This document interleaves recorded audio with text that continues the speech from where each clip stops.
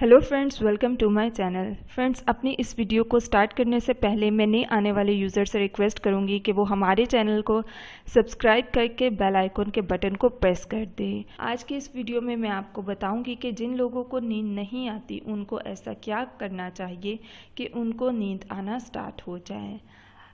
अब लोगों को परेशान होने की ज़रूरत नहीं।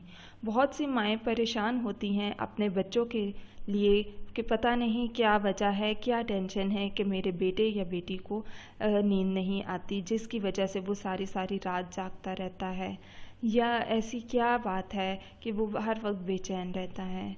तो वो बहुत ही परेशान होती हैं इस बारे में।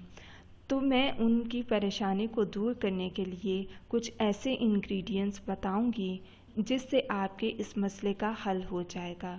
सो दोस्तों, चलते हैं अपने इंग्रेडिएंट्स की तरफ।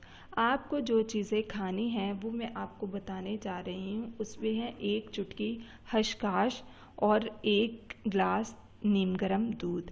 अब आपने इसको करना क्या है।